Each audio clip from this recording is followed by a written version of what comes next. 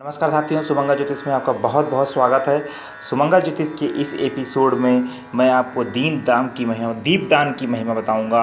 जात स्मरा रानी ललिता के आख्यान के विषय में प्रकाश डालूंगा। तो आइए वीडियो में आगे बढ़ते हैं।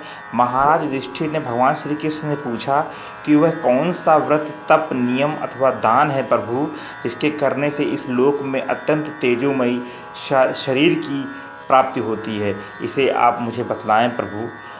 भगवान श्री कृष्ण बोलते हैं, हे महाराज, हे कौन्तेय, किसी समय पिंगल नाम के एक तपस्वी मथुरा में आकर रहने लगे। वो उनको एक कहानी सुना रहे हैं। उन तपस्वी से देवी जामवंती भी यही प्रश्न किया था। उस विषय को आप सुने। पिंगल मुनि ने कहा था, देवी, संक्रांति, सूर्य ग्रहण, चंद्र ग्रहण, वैधृति, व्यातिपात योग, उत्तरायण, दक्षिणायन, विषु, एकादशी, शुक्ल पक्ष की चतुर्थी, तिथि 6, सप्तमी तथा अष्टमी, इन पूर्ण तिथियों में स्नान कर व्रतपरायण स्त्री अथवा पुरुष को अपने आंगन के मध्य घृत कुंभ और जलता हुआ दीपक भूमि को दान देना चाहिए। इससे प्रदीप्त एवं ओजस्वी शरीर प्राप्त होता है। मतलब अगर आप अपने आंगन में मध्य भाग में घृत से भरा हुआ घड़ा ले करके और उजलता हुआ दीपक भूमि को दान करते हैं तो आपको ओजस्वी शरीर प्राप्त होता है। ऐसा भगवान श्री कृष्ण ने महाराज युधिष्ठिर को बताया। युधिष्ठिर ने कहा कि हे मधुसूदन, भूमि के देवता कौन है और मेरे इस संशय को आप दूर कर दीजिए। मतलब युधिष्ठिर भगवान से भूमि के देवता के विषय में पूछ रहे हैं कि भूमि के देवता कौन है, मुझे इसके बारे में आप बता दीजिए प्रभु। तो उसके बारे में क्या भगवान श्री कृष्ण उनको बताते हैं। आइए वीडियो में आगे बढ़ते हैं। पूर्व काल में सतयुग में त्रिशंकु नाम का एक सूर्यवंशी राजा रहता था। त्रिशंकु की कहानी सबने सुनी होगी, जो शरीर के साथ मतलब सशरीर स्वर्ग को जाना चाहता था, पर महर्षि वशिष्ठ ने उसे चांडाल बना दिया था। इससे त्रिशंकु बहुत दुखी हुआ और उसने विश्वामित्र जी से समस्त वृत्तांत कहा। इससे क्रुद्ध होकर विश्वामित्र ने दूसरी सृष्टि की रचना प्रारंभ कर दी। उस सृष्टि में सभी देवताओं के साथ साथ त्रिशंकु के लिए दूसरा स्वर्ग बनाना प्रारंभ कर दिया और सिंघाड़ा, नारियल, कोदरो, कुष्मांड, ऊंट, भेड़ आदि का निर्माण किया और नए सप्तऋषि तथा देवताओं की प्रतिमा का भी निर्माण कर दिया। उस समय इंद्र ने आकर इनकी प्रार्थना की और विश्वामित्र जी से सृष्टि रोकने का अनुरोध किया तथा दीपदान करने की सहमति दी। जो प्रतिमाएं इन्होंने बनाई थीं उनमें ब्रह्मा, विष्णु, शिव आदि सभी देवताओं का वास हुआ और वे ही इस संसार के प्राणियों का कल्याण करने के लिए मर्त्यलोक में प्रतिमाओं में मूर्ति रूप में स्थित हुए और नैवेद्य आदि को ग्रहण करते हैं तथा अपने भक्तों पर प्रसन्न होकर वरदान देते हैं। वे ही भूमि देवता कहलाते हैं। राजन, इसलिए उनके सम्मुख दीप दान करना चाहिए।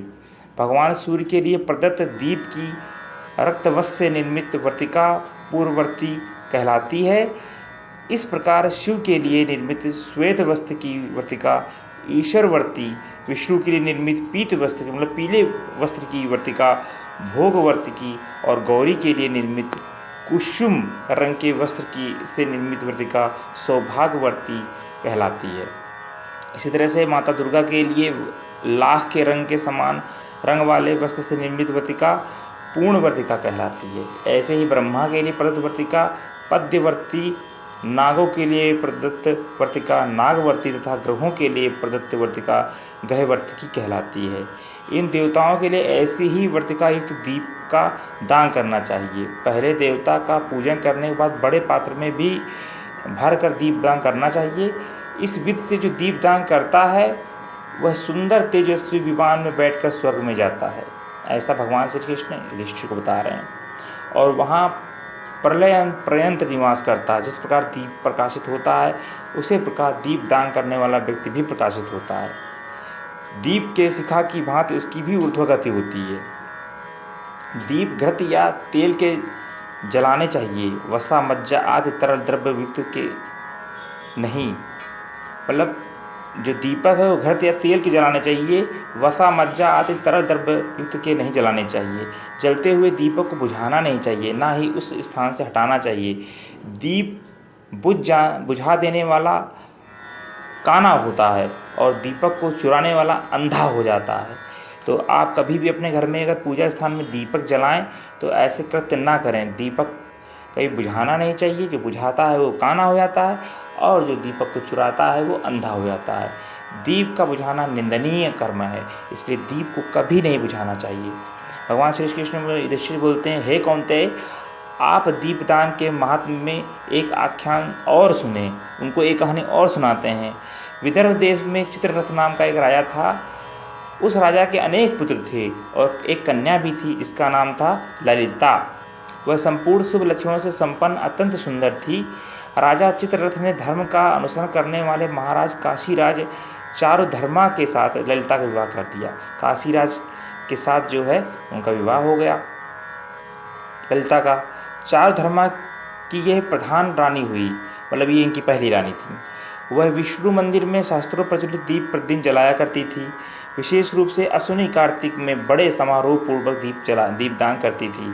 वह चौराहों, गलियों, मंदिरों, पीपल के वृक्ष के पास, गौशाला, पर्वत शिखर, नदी तटों तथा कुओं पर प्रतिदिन दीपदान करती थी। एक बार उसकी सब पत्नियों ने उसे पूछा, ललिते, तुम दीपदान का फल हमें भी बतलाओ।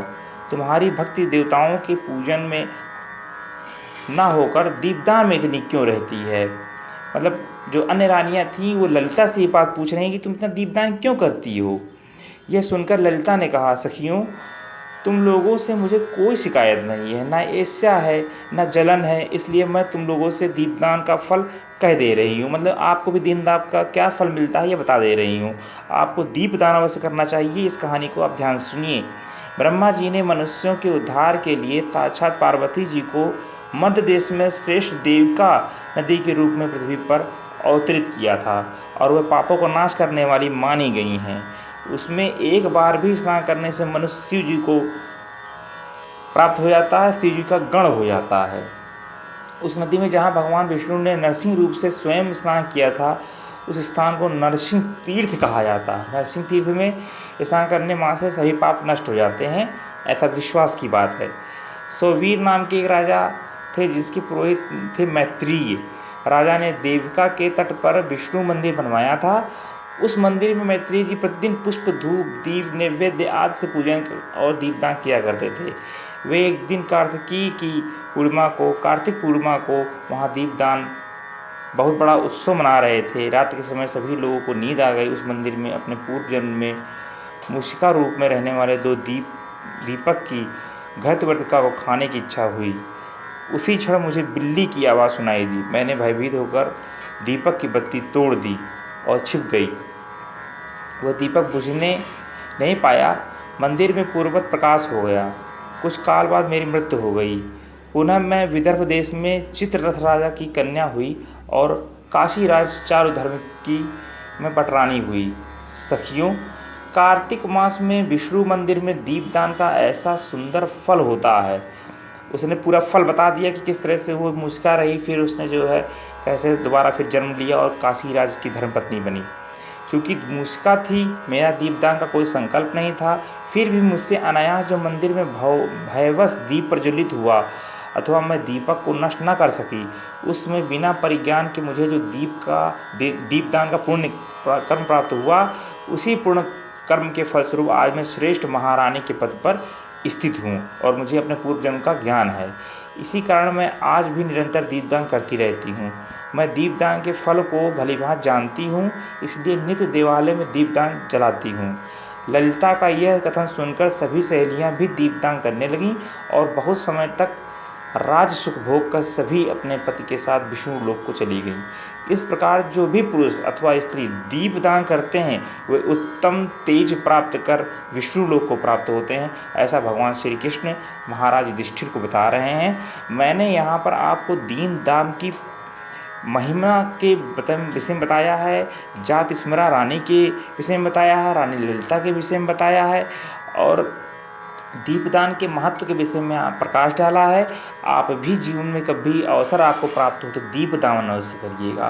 दीपदान को विधि विधान से करिएगा। मैंने आपको बता दिया, दीप को बुझाया नहीं जाता, जहाँ रखा जाता है वहाँ से उठाया नहीं जाता, दीप को चोरी नहीं किया जाता, दीप को घृत से जलाना चाहिए, घी का दीप जलाना चाहिए, वसा आदि का दीपक नहीं जलाना चाहिए। तो साथियों आशा करता हूँ वीडियो आपके लिए अच्छा है, वीडियो आपके लिए लाभप्रद है और आपको इससे ज़रूर कुछ ज्ञान प्राप्त हुआ होगा यदि आप वीडियो को लास्ट तक देखेंगे तो। साथियों वीडियो देखने के लिए बहुत बहुत धन्यवाद, नमस्कार। और कृष्ण की कृपा, आप भगवान श्री कृष्ण की कृपा पर बनी रहे। हरे कृष्णा।